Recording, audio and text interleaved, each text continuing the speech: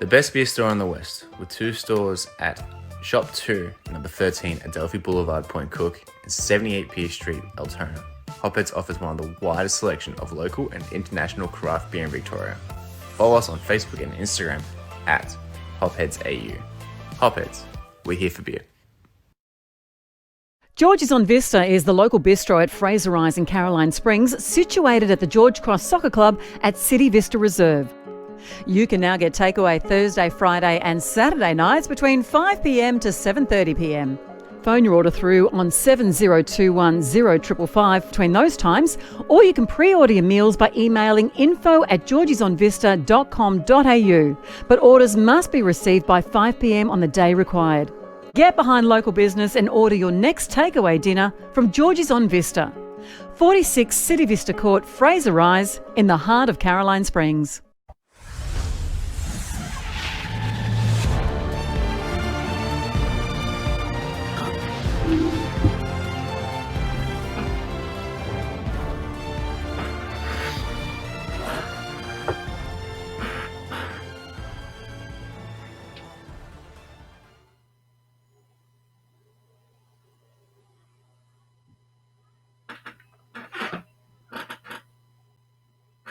Good evening, all. Good evening, one and all. Welcome to a very, very special Father's Day edition of the Football Fan Zone. It's going to be a big one tonight. It really is going to be a huge one tonight.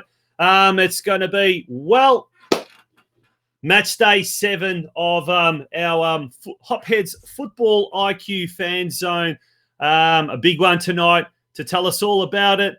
The man of the moment, someone very excited to be here indeed, Craig Filer, and another one, Steve Curtin. Gentlemen, how are we? And welcome to edition 14 or episode 14 of the Football Fan Zone. Craig, first to you. Good evening. Happy Father's Day.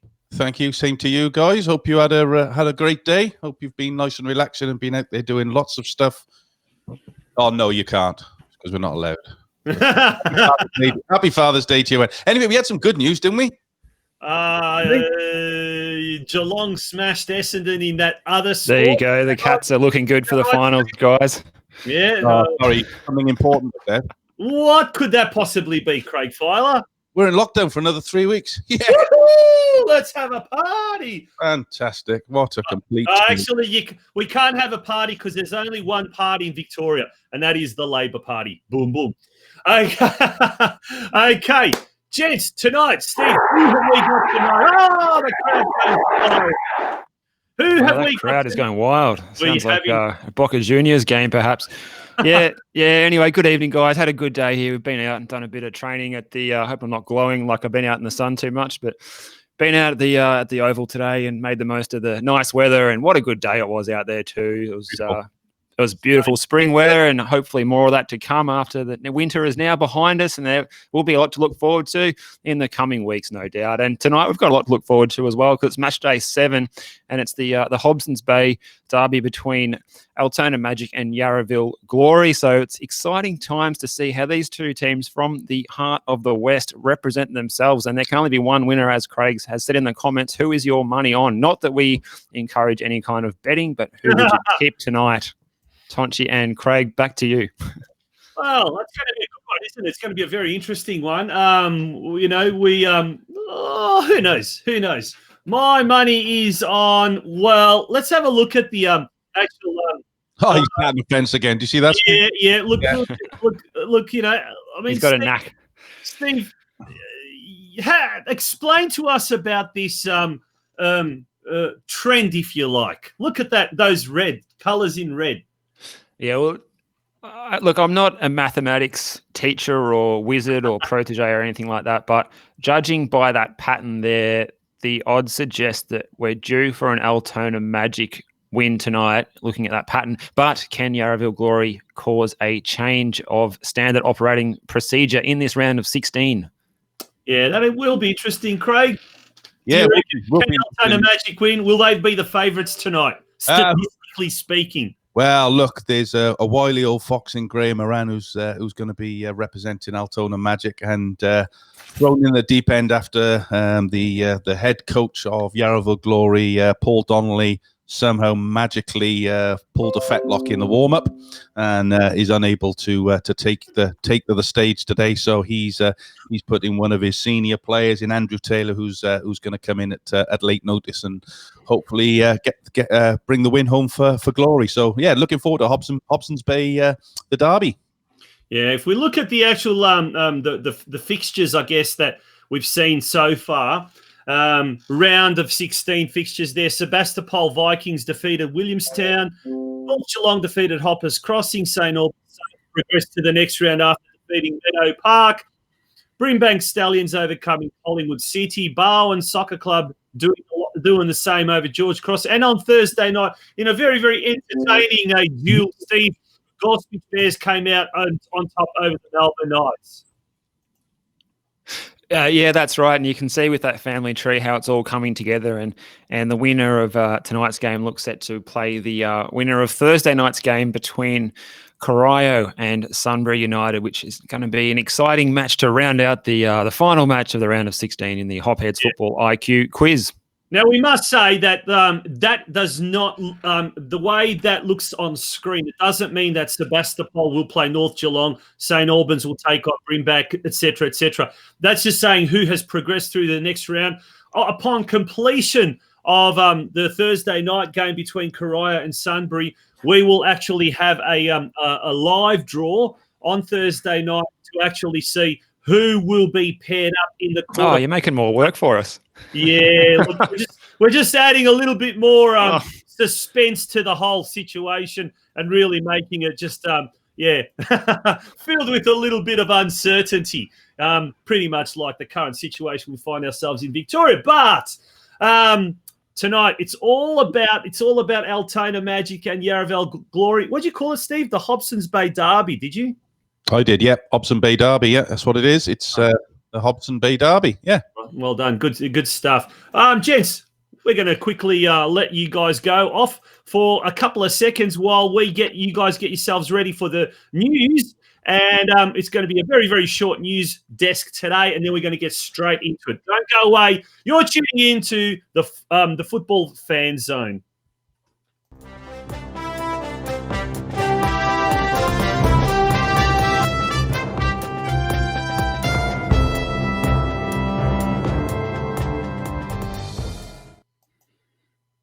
All right, good evening, Sunday, the 6th of September 2020. Let's have a look at some of the scores from the UEFA Nations League, and we'll start with those matches that were completed this morning.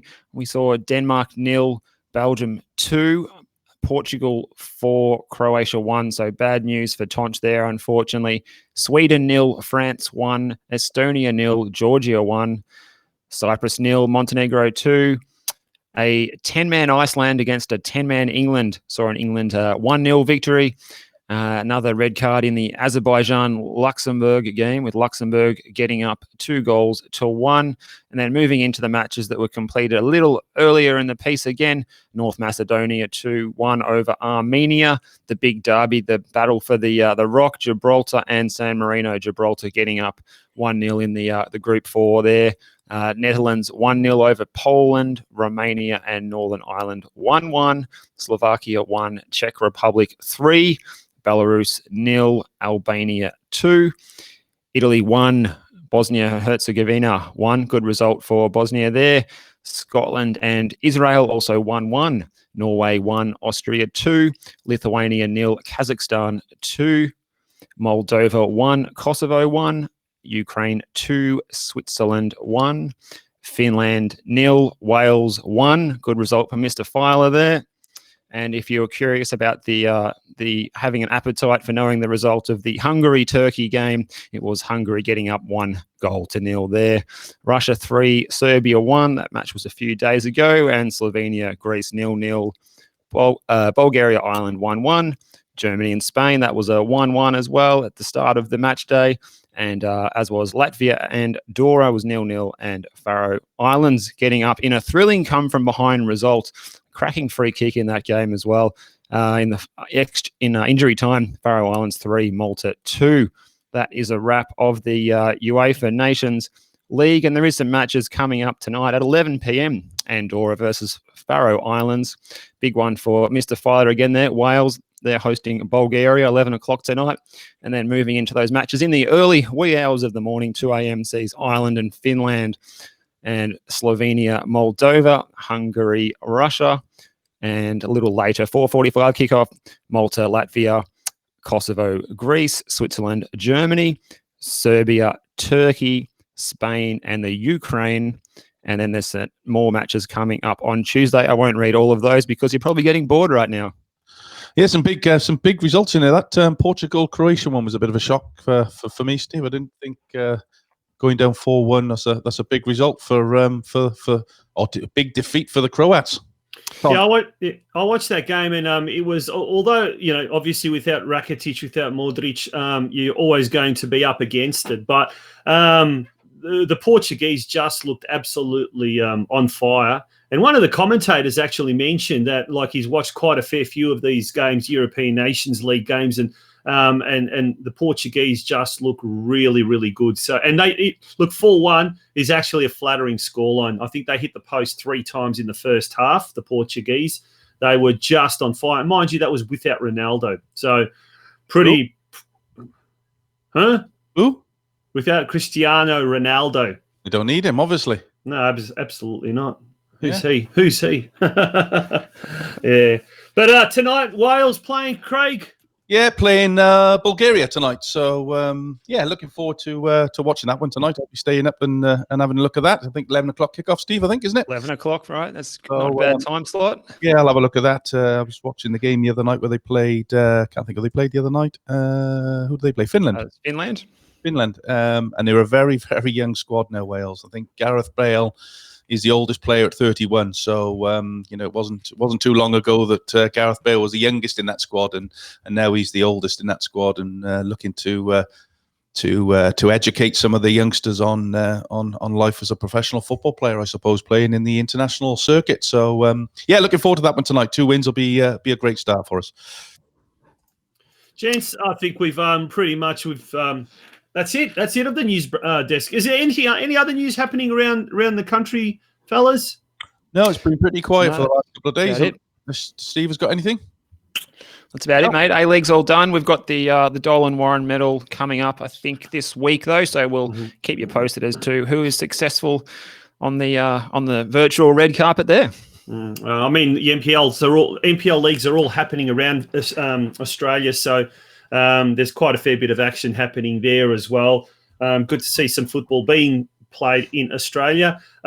Is it this week? I think that the AAFC clubs or the NPL clubs that are getting together are supposed to come out with some form of a statement or something like that as far as the next step of the national second division. Is that right? Am I mistaken by that, or is that the case, Craig? Not sure, Tonch. I haven't been following that for the last couple of days, buddy, to be honest with you, so I couldn't tell you. But one thing I can tell you, Idris Ahmed has come on and said that there's the COVID exit roadmap starts 4th of November 2020 for contact sport. So we haven't got long to wait, only 2 months. Oh, that'll fly. So will 2021. So too will 2022. Yeah, before too long, we might have a COVID normal in 2023. All right, gents. I'm going to let you guys go, and we're going to get ready for our Hopheads IQ football or football IQ quiz coming up after this break. Just some very, very short and important messages from our sponsors. Don't go away. Match day 7 on the other side of the break. The best beer store in the West. With 2 stores. Shop 2, number 13, Adelphi Boulevard, Point Cook, and 78 Pierce Street, Altona. Hopheads offers one of the widest selection of local and international craft beer in Victoria. Follow us on Facebook and Instagram at HopheadsAU. Hopheads, we're here for beer.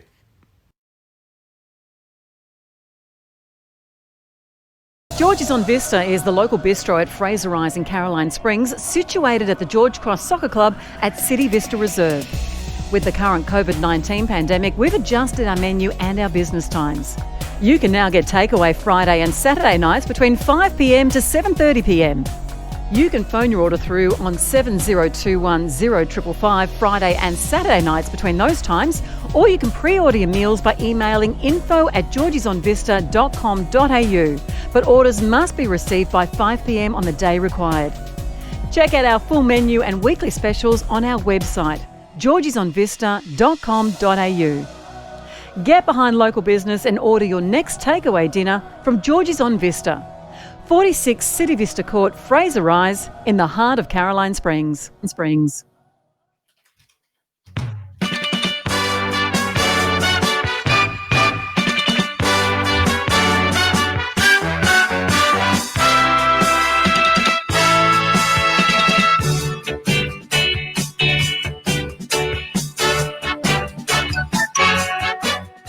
All right, we'll just fade that music down there. We know you love to hear that little jingle because you know that it means it's quiz time. It's the Hopheads Football IQ quiz, match day 7 tonight. Altona Magic and Yarraville Glory vying for a spot in the next round, and that voucher, $50 voucher from Hopheads, Point Cook and Altona. Make the most of their offer on their survival sixes. And also, we hope you made the most of that opportunity to get into City Vista and get the takeaway Father's Day deal today. We hope that that was taken up by a number of our viewers, and they will continue to make the most of the takeaway in the coming weeks until the facility can open again and we can all have a beer in there at some time in the coming months. Now, without any further ado, Craig, I think it's time that we can introduce our first guest tonight from Altona Magic. It is the senior women's team coach, Mr. Graham Moran. Graham, are you with us? A big welcome to you. How are you doing, mate? Yeah, very good, Steve. How you doing? Good. The crowd goes wild. People are happy to see you. There's been a bit of banter in the comments, and people are excited that you are representing the Altona Magic Club tonight. The set in the background at your place there is looking absolutely splendid, and we hear that you've been watching a few of our previous shows to prepare for this one. Is that correct? That's correct, yeah. So Craig gave me the invite early on, so rather than make a fool of myself on week 7, I thought I'd try watching the first couple of rounds just to see how I went. And he was right. I did make a fool of myself. Well, there's been some hard questions, and I'm sure tonight will be no exception, but there should be some easy ones. So just to make sure that no one has to suffer the indignity of finishing on a clean sheet type situation. So we wish you the best of luck there, and we'll speak now to your opponent from the Yarraville Glory, one of the neighbouring clubs. It is senior player Mr. Andrew Taylor. A very warm welcome to you, Andrew. How are you doing tonight? Good, gents. How are you? Very good, very good. Now, Graham's looking pretty calm there, but so is Andrew too there. Is there any nerves from either of you? I'll ask you, Andrew, first. No nerves. Like Graham, I watched one of the previous trivia, and I did all right. But saying that, I'll probably stitch myself up and do horrid on this one. But I'll just give it a crack and see how we go. That's right. Well, you've both been great sports. So to us, you're both winners already there, but only one person can get the $50 voucher tonight. So we wish you the best of luck, and no nerves for you there, Graham. You're looking very, very calm, sitting back in the chair. It's very laid back there with a cup of tea and a hot drink there of some description. That ain't tea. Okay. Oh, all right, Craig, we'll get you to just run through the rules of the competition before I proceed with the coin toss to see who will fire first in match day 7. All right, thanks, Steve. So, gents, as always, 10 questions. Each question will have a multiple choice of 4 possible answers. 1 question out of the 10 will be an opportunity to get 5 points, 3 points, or 2 points. You can have as many opportunities to guess that one as you can. At the end of each question, you'll have a 10-second thinking time. So don't rush your answer. Have a good think about the questions. Give us your answer at the end of that 10 seconds. And at the end of the round, if there's a draw, then Steve has a super question hidden, ready for that. If we get down to that ultimatum. So very best of luck. No Googling. No phone a friend. So just make sure Taylor's upstairs or in a different room, Mr. Moran, please. And best of luck to you both. All right, so we'll move on to the coin toss now. And Andrew, you're in the away coloured shorts tonight, so I'll let you make the call there. I'm going to flip it up, and it'll be heads or tails. Go tails. And we have landed on heads, so it will be Graham's choice. Graham, would you like to step up to the penalty spot first, or would you like to send Andrew in to bat? No, we'll go first, thank you.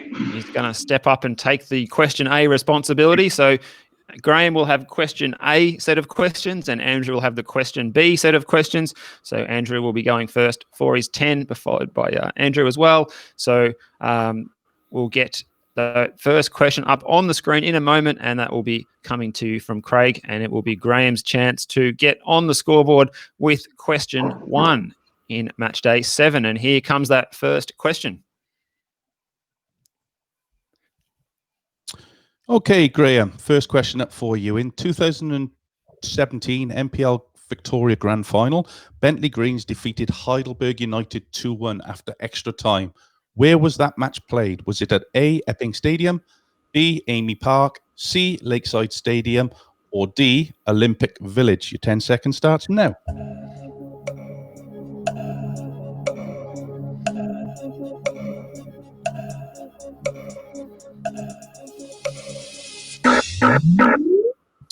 So in 2017 MPL Victoria Grand Final, Bentley Greens defeated Heidelberg United 2-1 after extra time. Where was that match played? A, Epping Stadium, B, Amy Park, C, Lakeside Stadium, or D, Olympic Village? I think from memory it was part of the triple header day, so I'm going to go B, Amy Park. You're going to go with B, Amy Park.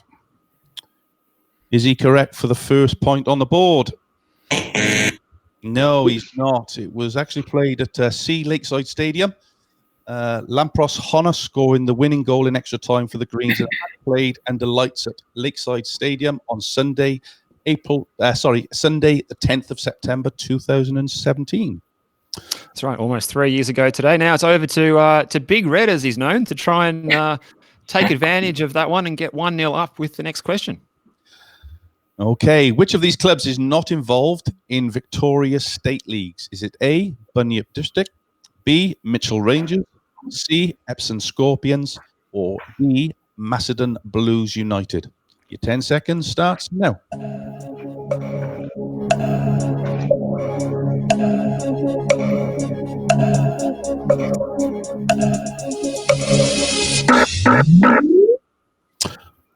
So, Andrew, for your first point, was it A, Bunyip District, B, Mitchell Rangers, C, Epsom Scorpions, or D, Macedon Blues United?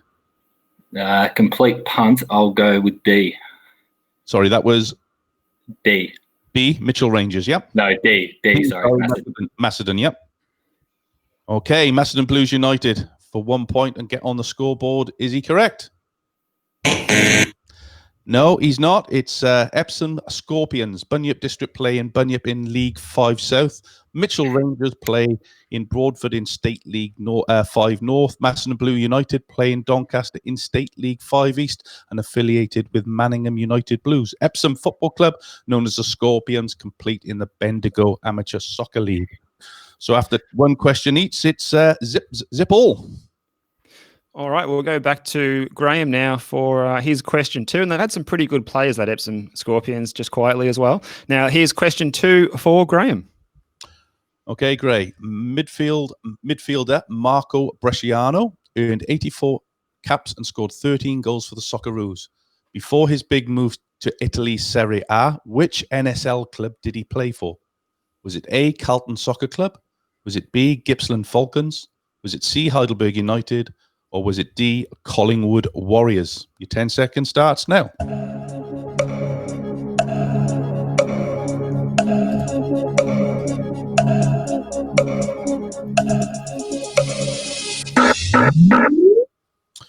Okay, Graham.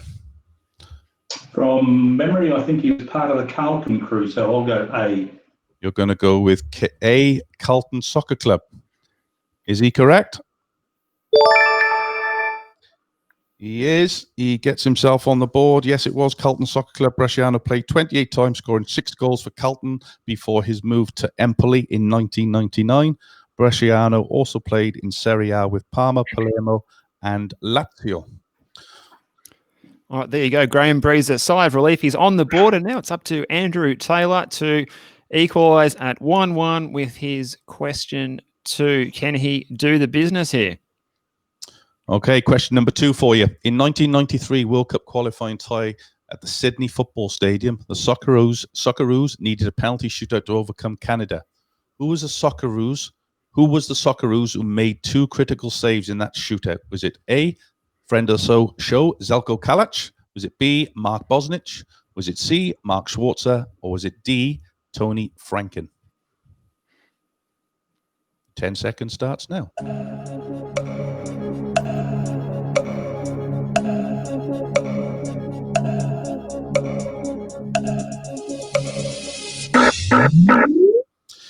Okay, Andrew. Who was the goalkeeper? I'm looking D, Tony Franken. D, Tony Franken. Tony Franken, is that correct? For 1 point. No, it's not. It was Mark Schwarzer with a tie level 3-3 on aggregate in the CONCACAF OFC playoff. Schwarzer helped Australia to a 4-1 penalty shootout. So after 2 questions, we're 1 apiece. Is that right? No, we're 1-0 to Graham. 1-0 to Graham. Okay, Graham, question number 3 for you.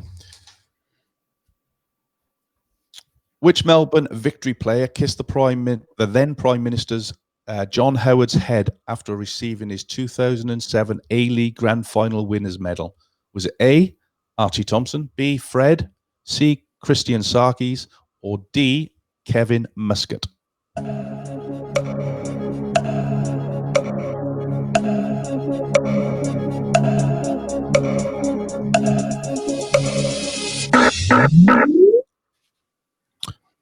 Graham, was it A, Archie Thompson, B, Fred, C, Christian Sarkis, or D, Kevin Muscat?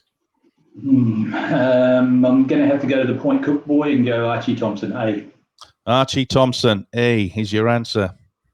Is he correct?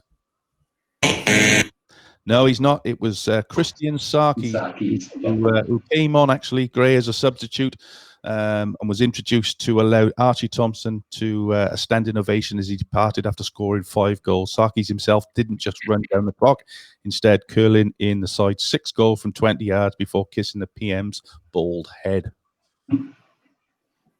So Archie could have been forgiven for wanting to kiss the PM's head after scoring 5 himself, but it turns out it was Christian Sarkis. So Andrew can get level here before our little mini break after 3 questions each. Okay, question 3 before the break then, as Steve said. So Magpies Crusaders made the round of 16 in 2019 FFA Cup. Which league competition do they participate in? Is it A, NPL Queensland, B, Northern NSW NPL, C, NPL NSW, or D, Football NT Norzone? 10 seconds starts now.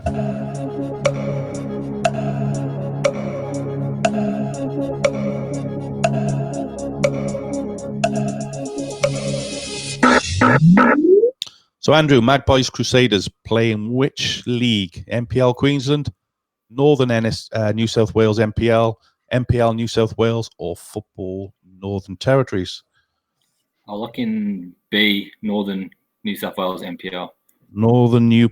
Any reason for that? Complete guess. Complete guess. It was, and it was a wrong answer. The club representing the Mackay Whitsundays region was established in 2017 after amalgamation of the Magpie Sporting Club and Mackay Crusaders Football Club. Steve, over to you.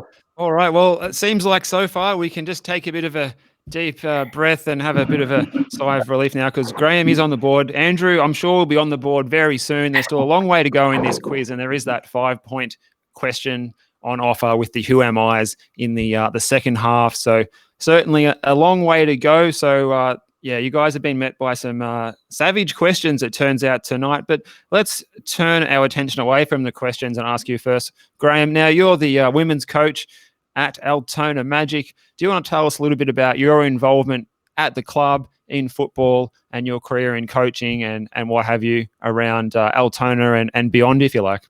Sure. The coaching at Altona will be easy because this was year number 1. So we had 1 pre-season game for a win against the Swifts, and then COVID happened, so we haven't actually been on the park since. But before that, I came across here from New Zealand to play football in the late 80s. Injury curbed the career at the end, then got married, had 3 boys. One of them wanted to play football, so as you do, you wander down to the local football ground, met up with a guy called Macca who was running the academy. he knew me and I knew him from the playing days, so I helped him out, and then got into coaching and coached my boy Nick from under 7s through to under 17s, and then it was time for him to head off into the seniors, and he needed to hear a different voice apart from mine barking at him all the time, so didn't want to follow into men's senior football, and was sort of looking around for other opportunities, and then met Mr. File looking over the fence one night at a game when I was coaching at West Point, and made the move across to Point Cook and coached their women for the last couple of years, and then had the opportunity by talking to a couple of people to head across to Altona Magic. So this would have been the last game of the season today if COVID hadn't happened. So it was an exciting year planned, and probably the strongest squad of women that I had assembled, and I was really looking forward to this season, but unfortunately it didn't transpire. Yeah, it is funny to think we would have been celebrating our end of season this evening, and what good weather it would have been for it. Now, I have to ask you a serious question, Graham. Is there any difficult parents of any of the players that you coach? Well, there's only one, and if you look above Mr. Filer's head, there's one of my players sitting above him there. Nickname's Dill, stands for daughter-in-law. I'm not sure Craig knows that. But yeah, so no difficult players and no difficult parents. So very, very supportive. Very good. And is any of your boys still playing? Yeah, the oldest boy, the I call him Big Twin. Nicholas is still playing. He's at West Point at the moment, but not sure what he's doing this year because he's got his first year of uni. So he's off with studies at the moment. So that always tends to impact the ability to train and play. Yeah, very good. I remember we spoke to West Point, I think when I was filling in for Craig on the Football Out West show up at FNR last year, and was very impressed by what the crew from West Point had to say on that night, a club that I didn't know a lot about beforehand, and very impressed. I was also Altona Magic doing a great job with their promotion of their women's team on their social media. I'm always seeing updates and posts and good quality content relating to their women's team, which is something a lot of other clubs could take a leaf out of Altona's book there. So keep up the good work, everyone there at Altona Magic. Now let's move our attention to Yarraville Glory now, over to Mackayver Reserve, I believe is the venue there. And Andrew Taylor, how long have you been at Yarraville Glory?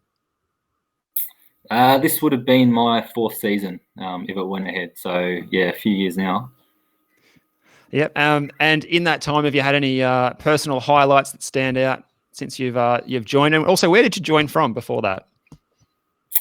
I was playing in the NPL for a few years at Whittlesea Rangers, and then I did a brief stint at St Kilda Celts when we got promoted from State 2. And then went to Preston for about half a season, and then worked my way over to Yarraville, which I've, as I said, been at for a few years now. Very good. And what was the feel of the squad? Did you have a good team assembled? And who was the coach and everything in the pre-season? And did you have a couple of FFA Cup games to sort of start finding your feet and get ready for that season that didn't happen? Yeah, well, it's the 3rd year that Paul Donnelly and Rocco have been the coaches there. So they've put together quite a handy squad. So we did fancy our chances to do quite well this year. So I was disappointed it didn't go ahead. We had one FFA Cup game against Sunbury United, which we won 2-0. We're undefeated for the year, which we're holding on to. But hopefully we can keep most of the squad together next season, and we can do quite well. Very good. Well, it's not very often you have an undefeated season in football. Usually you go down at some point. Now, St Kilda Celts, you were involved there for a little while. Did you enjoy that what is it called? That Optus Sports little feature film on the club there? Did you catch that one when it was released earlier in the year? Yeah, I did see that. It was good, and it summed up quite well what that club's. It's all about the community and the culture at St Kilda is amazing, which is why they've done so well and won league title after league title all the way up to State 1. So it's a credit to the club. It's really well run. They have done well. It's a good atmosphere when you see that whole doco. I think was filmed in a bar in St Kilda there as well, or a pub. So that's always a good sign, Andrew. Well, thank you for your input, and also to you, Graham. And let's get ready to move on with the questions. We've both had a bit of a breather, and we can get back into the nitty gritty here for question 4. And it's going to be coming in your direction, Graham, and a chance to double your score if you can get this one right. Okay, Graham, back into it. Which Dutch club was unable to play their home game at... Let's start again. Which Dutch club was unable to play at their home stadium for 3 months in 2019 due to a partial roof collapse? Was it A, Den Haag, B, Feyenoord, C, FC Twente, or D, AZ Alkmaar? 10 seconds starts now.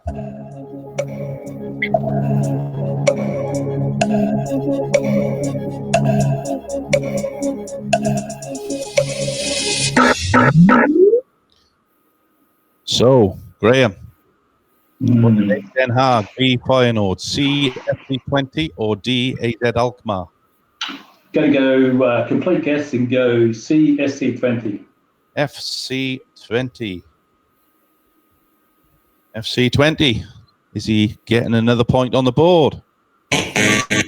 No, he's not. It was AZ Alkmaar. Gray returned to its stadium, AFAS Stadium, to face Ajax in December 2019 after the roof had collapsed during a storm on August 10th, 2019. Fortunately, no one was present at the stadium during the time of the collapse. So unfortunately, it was a wrong answer there.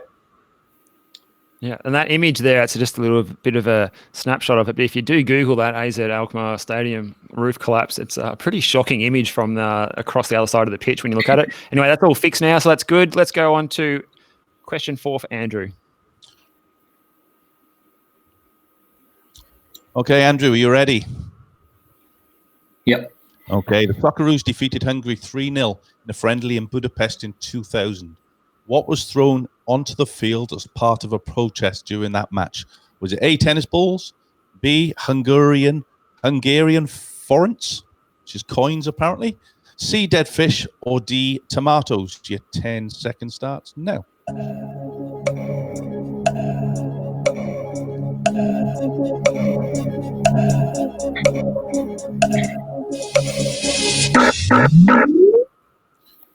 Okay, Andrew, you've had your 10 seconds to think. Is it A, tennis balls, B, coins, C, dead fish, or D, tomatoes? To get on the board. I'll go complete guess again. I'll go A, tennis balls. You're going to go with A, tennis balls. So Socceroos defeated Hungary 3-0 in a friendly and tennis balls were thrown at the ground. Is he correct? No, he's not. It was dead fish. Was the answer. Dead fish were thrown onto the field in the vicinity of Mark Bosnich in goal as part of a protest over an Australian mining company being responsible for killing fish in Europe's waterways. Strange one. Looks as if Mark Viduka was having tennis balls thrown at him somewhere else there by the looks of that photo. No, dead fish was the answer. So unfortunately, you're still on that magical 0. Question number 5, and then we'll get into another break for some ads. So question number 5 goes into Graham, and it's a picture quiz, Gray. Which European club is represented by this logo? Is it A, Levante, B, Alaves, C, Villarreal, or D, Celta Vigo? 10 seconds, start now.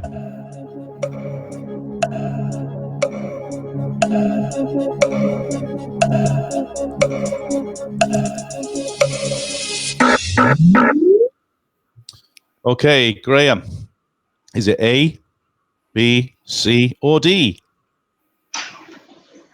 I'm going to go B, Alaves. Alaves is your answer. B. Is he correct?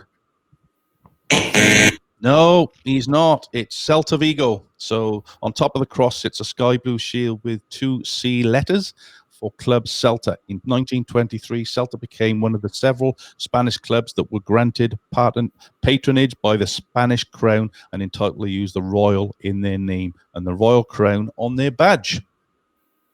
All right, big chance for Andrew now to tie it up leading into our halftime commercial break. Can he do the business here and get on the board for the Yarraville Glory with his picture quiz question?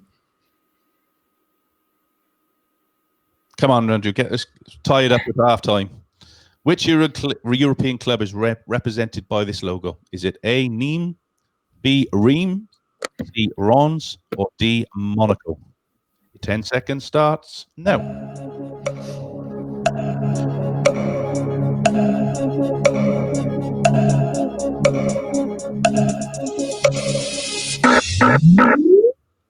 So, after 4 questions, Can you get on the board? Is it A, Nimes, B, Ream, C, Rons, or D, Monaco? I'll go D, Monaco. D, Monaco. Get on the board. Is he correct?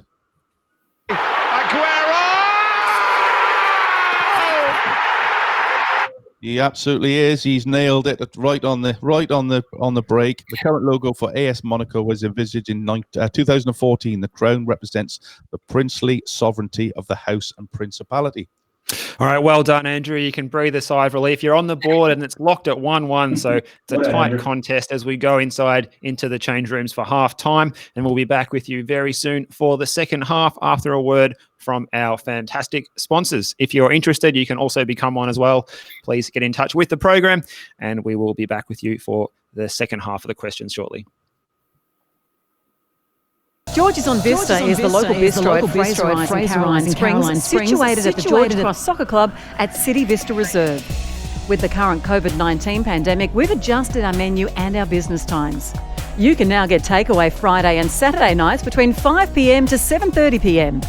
You can phone your order through on 7021 0555 Friday and Saturday nights between those times, or you can pre-order your meals by emailing info@georgiesonvista.com.au.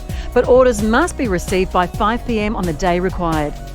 Check out our full menu and weekly specials on our website, georgiesonvista.com.au. Get behind local business and order your next takeaway dinner from George's on Vista, 46 City Vista Court, Fraser Rise, in the heart of Caroline Springs.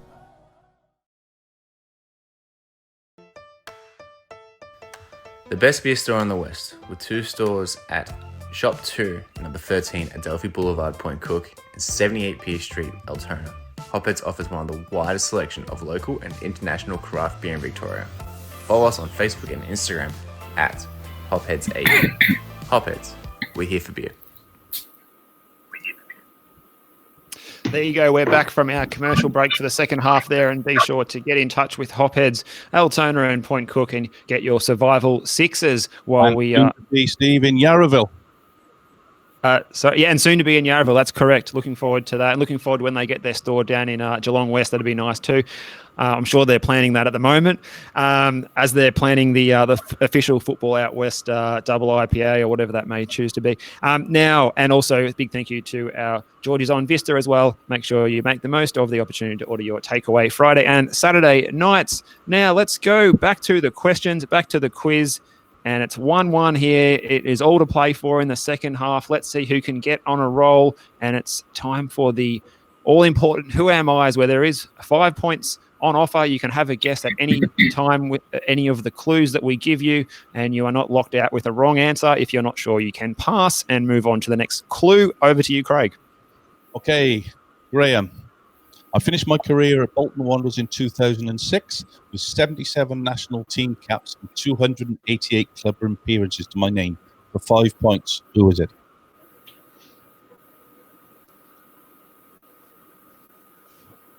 Dean Saunders.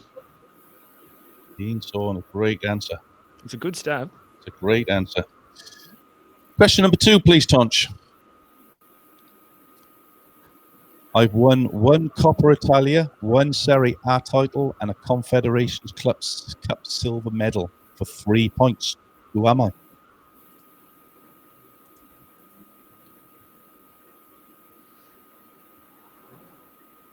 No, it's taken me down a different path. Don't know. No. Okay, No. question number 3. I played in 3 World Cups, including against Australia in 2006, where I announced my retirement shortly after. I scored in the 2002 World Cup, where my nation made the second round, for 2 points. Who am I?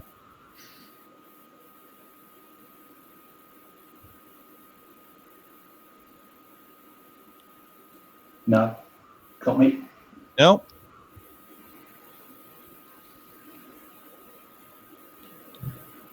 Okay. Outside of football, my interests have seen me involved in the fashion industry. I won the 1997 and 1998 Asian Footballer of the Year for 1 point. Is it Shunisuke Nakamura? Thanks for these, Steve. You're welcome. Nakata, Alex, or Shinji Ono? I'll go D. Shinji Ono. Shinji Ono, who did he not play in Australia a couple of seasons ago? He did. He played some good football at the Wanderers. Wasn't it? Yeah. Yep. So Graham's locking in D. Shinji Ono. Is he correct? It's not. It's Hidetoshi Nakata. Nakata, considered one of Japan's greatest of all times, played in Belmare, Hiratsushika, wherever, Perugia, Roma, Parma, Bologna, Fiorentina, and Bolton, as well as 3 World Cups. He represented Japan in 1996 and 2000. It's a tough one. Yeah, Michael Ong playing along at home. He's nailed that one even before the multiple choice, I think, there. So well done to Michael. Let's go to the Who Am I for Andrew, and it's his chance to hit the lead if he can have some success here in his Who Am I, and here's the first clue. Okay, Andrew, I finished my career at Celta Vigo in October 2001 with 46 national team caps and 308 club appearances to my name. For 5 points, who am I?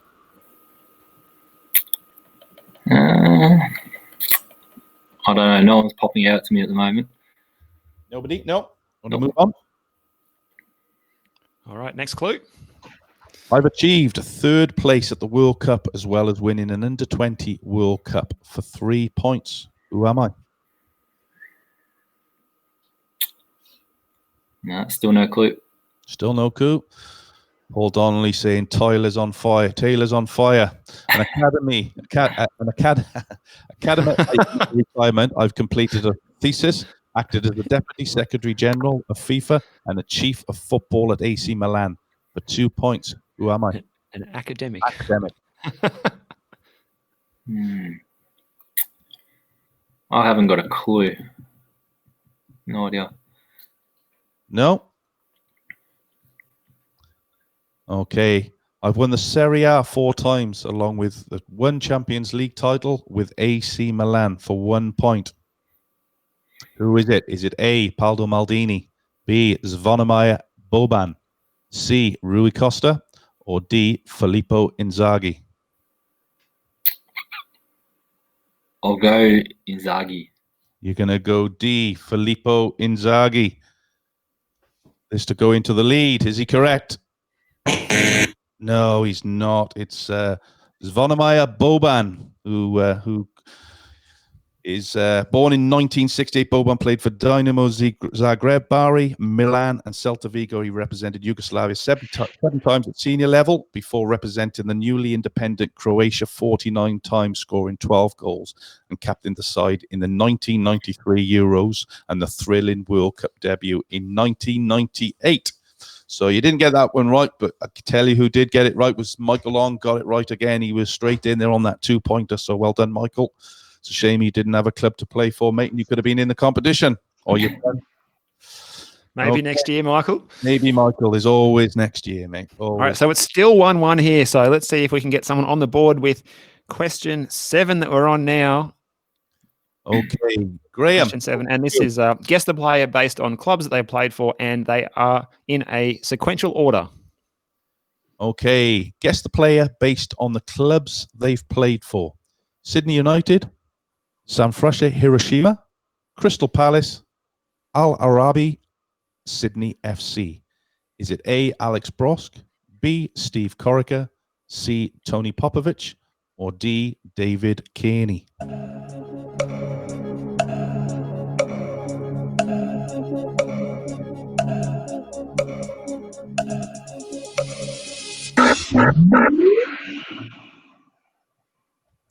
Graham. Yeah, it's going to be another toss of the coin. I'm going to go C, Popper. Tony Popovich is your answer. Is he correct? Yes, he is. Starting in 1989 at Sydney United, he went on to play and appeared in Australia in the 2006 FIFA World Cup. He retired at Sydney FC in 2008 and began his coaching career in 2008 as Sydney FC's assistant manager, then going on to achieve Asian Champions League win with Western Sydney Wanderers in 2014 And as we all know, he's just made the move to Europe to try his wits in the Greek league. I think it is, Steve, isn't it? That's right. He's off to Xanthi, so we wish him all the luck there. And I think that club is actually appealing that relegation to the second tier of Greek football. So stay tuned there. It's interesting times ahead for Popper. Interesting times ahead for Perth Glory, who might end up being the latest club to have to scramble to appoint someone from the Australian coaching ranks. As we go over to question 7 for Andrew to see if he can tie it up here at 2-2. Okay, guess the player based on the clubs they've played for, Andrew. Salisbury United, West Adelaide, Young Boys, Wouden Spoort, Bristol City, 1860 Munchen, and Adelaide United. Is it A, Angelo Costanzo, B, Ross Aloisi, C, Paul Agostino, or D, Carl Vert? Your 10 seconds starts now.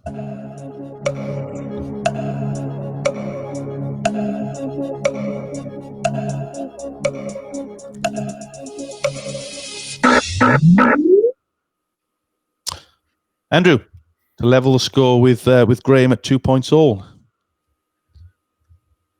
Who's your answer? I'll go C, Paul Agostino. Paul Agostino. And what's your reasoning behind that? I remember him. It just rings a bell that he's played at 1860 Munich. Okay. Is he correct? He is. Agostino scored 7 times in his 18 Socceroo appearances and is well known for his Bundesliga experience, where he scored 77 goals in 248 games at 1860 Munich.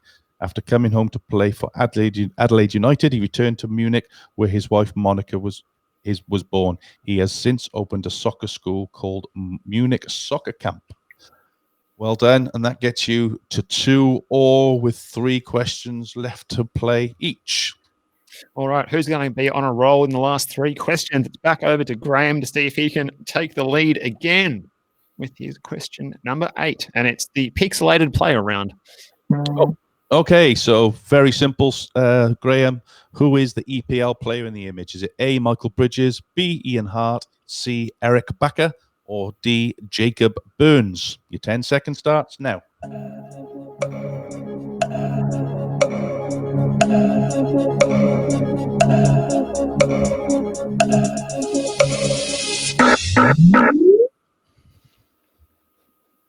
Okay, Andrew. A, Michael Bridges, B, Graham. A, Michael Bridges, B, Ian Hart, C, Eric Bakker, or D, Jacob Burns?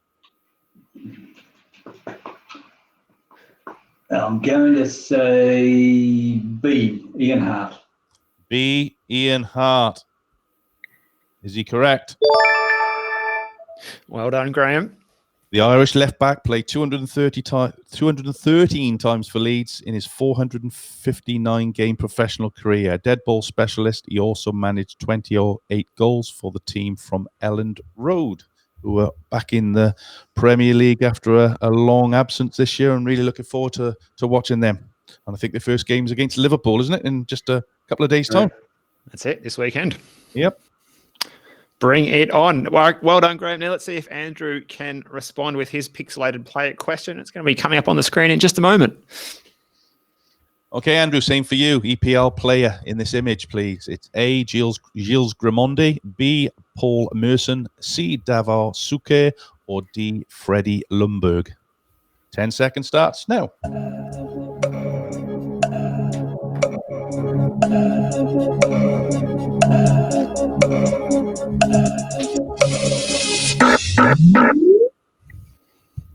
Okay, let's have that answer from you. See if we can get you back level terms with a couple of questions to go. Is it A, B, C, or D? I'll go C. Davor Suker. Is he correct?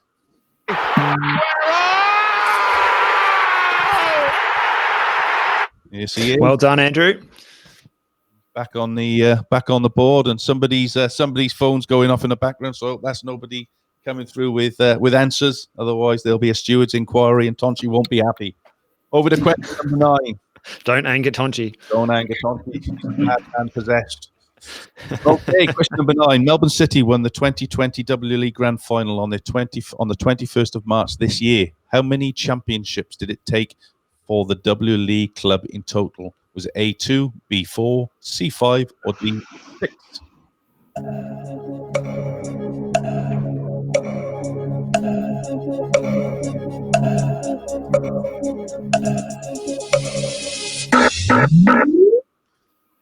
Okay, Graham. Right. B4. This one. Answer is Confidence. it was straight B4. for that one. Very Is he- confident. He was. Was he correct? Yeah, the crowd go wild. This was their 4th title, previously winning in 2016, 2017, 2018. They won the grand final 1-0 over Sydney FC behind closed doors at Amy Park, with Steph Catley scoring and being awarded the player of the match. Well done, Graham. Back up to 4-3. He's on a hot streak, Graham. 3 in a row, 3 from 3. And Andrew, it's your turn to see if you can respond. Okay, Andrew, for you, question number 9. Which Victorian club play their home matches at Dunstan Reserve? Is it A, Brunswick City, B, Epping City, C, Morling City, or D, Kingston City?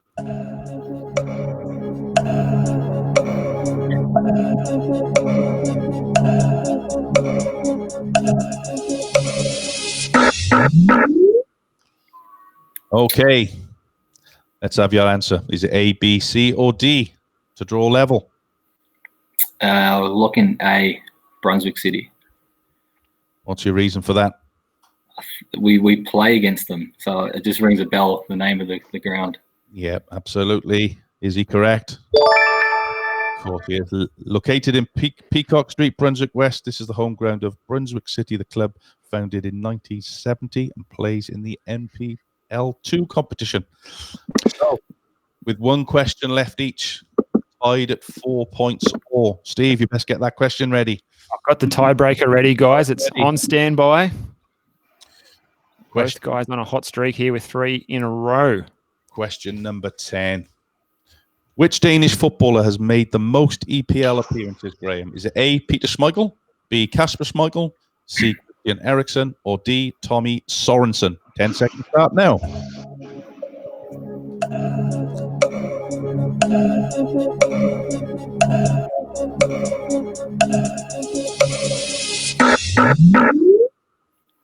Okay, Graham, let's have that answer from you. Is it A, Schmeichel, B, Schmeichel, C, Eriksen, or D, Sorensen?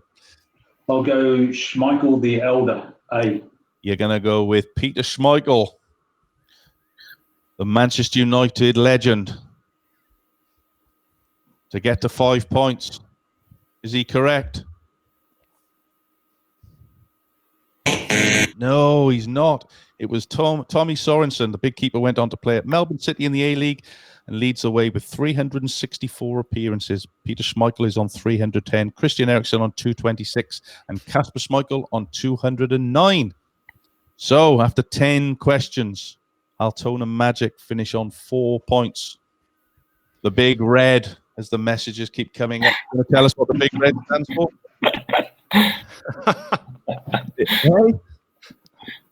I don't think it's too cryptic, is it? Come on, the whole nation wants to know what the Big Red stands for. Well, it's just the red hair, man. It's just the boys giving a bit of stick. All right, okay. All right, here we go. All right, the ball's on the penalty spot here for the winner for Andrew if he can finish. Yeah, Paul Donnelly's just popped up and said this is your defining moment. You're either a Yarraville player next season or not, Andrew. So here we go for you, mate. Which country hosted the first Women's World Cup tournament in 1991? Was it A, Japan, B, France, C, Sweden, or D, China? Your 10-second starts now.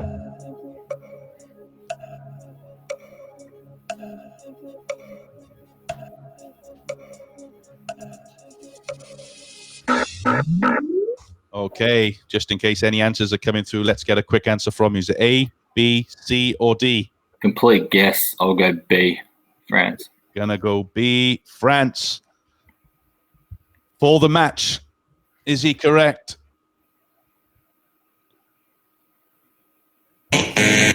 No, he's not. And it goes into a tiebreaker. It was China. China hosted the tournament that took place from the 16th to the 30th of November 1991, with FIFA still reluctant to bestow their World Cup brand. The tournament was known as the first FIFA World Championships for women's football for the M&M Cup.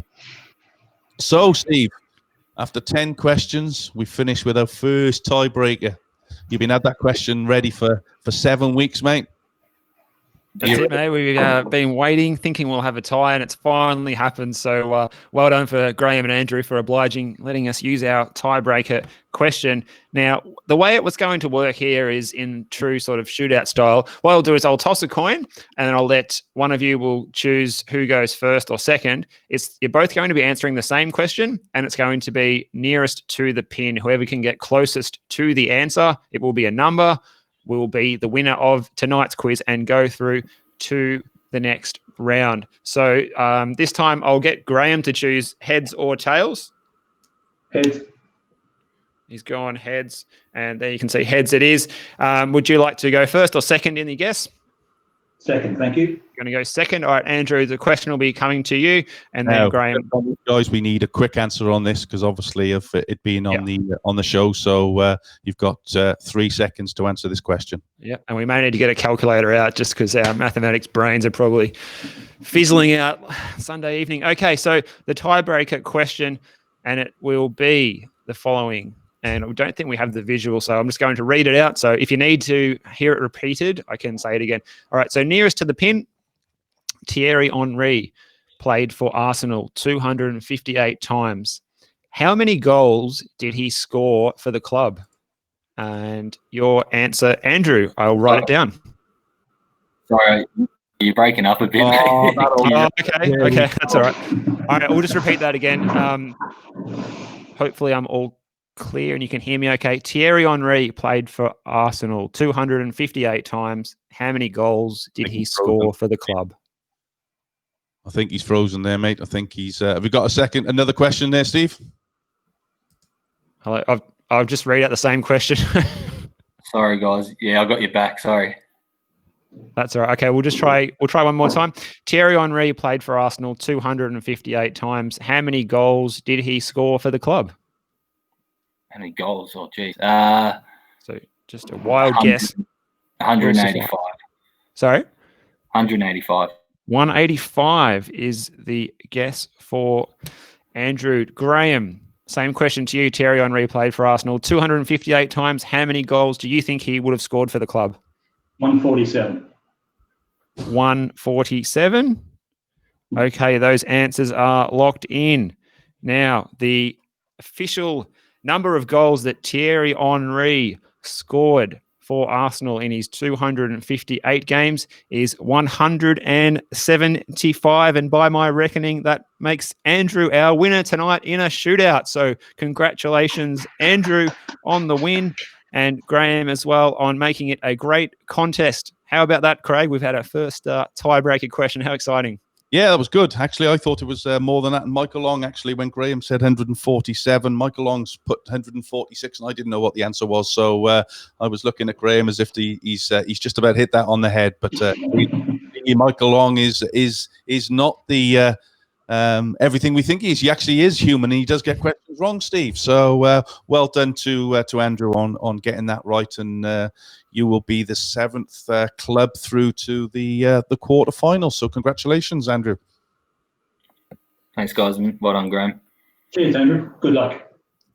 Thanks, mate. All right, so just before we wrap up tonight and let you guys go and chill out, you've both been fantastic sports. The questions have been a little bit nasty and they've been a bit hostile, but you've both been very good and done your best and got some good answers in there. Graham, is there anyone you wanted to say hello to tonight? Is there any messages coming from Altona Magic that you wanted to say to your players or anyone supporters of the club, or any just a joke of the day that you've got for us in lieu of that? Yeah, it's kind of a hello and a joke of the day. That little lady sitting behind Craig's back there up on the wall, Maddie, she reckons that we shouldn't have to do a pre-season next year because we already did 2 this year. So I've got bad news for you. It's on. And just on the club, Steve, obviously I'm privy to sort of what goes on because obviously Madison is here. She lives in the house, and obviously we hear everything that's going on. And one thing I will say to everybody out there is one thing that Graham's done, and the girls that he's got there at the club this year have been very, very good. And there's a lot of new players that have come to the club. I don't know how many in numbers, but there's a hell of a lot of girls there, and it's really good to see that they're keeping in contact with one another with little games and Zoom meetings and little quizzes that they do every week, every couple of weeks. So that keeps everybody involved and keeps everybody's appetite up under very difficult circumstances. So congratulations, Gray, on the job you're doing there, mate. I know it's a tough gig for everybody at the moment, and I know the girls want to get out there and play, but look, it won't be long until 2022 comes and we'll be back to normality. Cheers, Bill. Hopefully 2021, Craig. Now, 2021. Andrew, any messages for all those guys who've been in the comments tonight, your teammates and friends and family who've been tuning in, no doubt, and all the big red related comments? Just cheers, boys, for stitching me up, and my coach Paul, who pulled the pin last minute and got me involved. So do you actually want to tell us who pulled the pin? Paul Donnelly. Yeah. What's I was telling you guys earlier, he posted it in our club WhatsApp group, and I've come back to him saying, "Oh, who's representing Yarraville?" And he came back saying, "Oh, the first person who responded." So well done. So like a goal scorer in the 6-yard box, you're in the right place at the right time, Andrew, and you've done well. You've got the win. You've collected yourself the $50 voucher for Hopheads there in Point Cook and Altona. So congratulations. And also you will go through to the quarter-finals. That draw will be taking place for the quarters on Thursday night, guys. So thank you very much for your time tonight. As I said, you've been great sports and good ambassadors for your two clubs. So thank you very much, Graham and Andrew, and we wish you both a good night, and thanks for your time tonight. Well done, guys. Thanks, Bye. Bye. There you go, Craig. We didn't think we'd need that tiebreaker question ever. It just seemed like it was never going to be needed, and then finally tonight we had to whip that one out. And Andrew, there was only 10 goals off, so it's pretty close. It was a really good quiz, actually. A really good score and some really difficult questions in there as well tonight. So I thought they both did really well. Riveting stuff, guys. It was end-to-end stuff. Our first tiebreaker. It was a thriller right to the very end. After a slow start by both of the gentlemen, it was 1-1 at half-time. They both had a really good streak, and I guess you can really say it was a come-from-behind win by Yarraville. And yes, Maxi Santich has observed that the alternating winners streak has been broken. He's absolutely correct, and there you go. It had to happen sooner or later, and it's taken until round 7 for it to actually be the case. But congratulations to Yarraville Glory. Well fought there by Altona Magic. They did exceptionally well as well. And gents, we'll just take a very quick look at it. There we go. The results up until now, and indeed that alternating winning streak has been broken, and Yarraville Glory with a 5-4 win over Altona Magic. The identical scoreline, by the way, gents, from Thursday night's game when Gorspich Bears defeated Melbourne Knights. And Craig, that leaves us with one last tie for match day for the opening round of 16, and that's match day 8. Corio taking on Sunbury United on next Thursday. So It should be an absolute classic, that one. Yes, it should be a good one with our resident contributor to the Geelong Soccer Show and the Football Out West Show, Joey Giacomatzo, is going to take the lead for Corio Football Club there, and for Sunbury United, it's my good mate Joel Gretsch will be coming on and representing Sunbury. So looking forward to giving Joel a bit of grief on Thursday evening. Should be fantastic. Should be good. Now, before you do go, folks, away, we've got a very, very special Monday night edition of the Football Out West show tomorrow night at 7 p.m. It is a special George Cross themed program. We're going to have 3 coaches. George Gerard, I think, will be joining us as well as 3 coaches. Their names skip me at the moment, but that will make an announcement tomorrow during the day. That should be fantastic. Really looking forward to that, and looking at from a junior coaches, and I think there's a women's coach is there, or girls coach involved as well. So, folks, tomorrow night, 7 p.m., we've got us. Yeah. We've got Kessie Rowe, who's the coach of the under-11 girls. Here we go. Yep. We've got Mick Svalchek, is it? Svalchek. From the under-16s MPL boys and local Geelong boys, Geelong boy to yourself. And we've got the mini Ruse T, Adam Wakefield, joining us. There we go. So, that's going to happen tomorrow night at 7 o'clock. Very, very special George Cross-themed episode. We look forward to that. George Cross, of course, are our major sponsors. And the Georgies on Vista, I'm told, we're doing a roaring trade earlier today for the Father's Day takeaway luncheons. So that was... so I was living a little bit closer because some of that food is absolutely fantastic. Mouth-watering. When you see those adverts, absolutely fantastic, isn't it? Steve, we're going to see you on Thursday night, so have a nice little break from us and enjoy the week ahead. A busy week expected, or you got a day off tomorrow, or still back to work?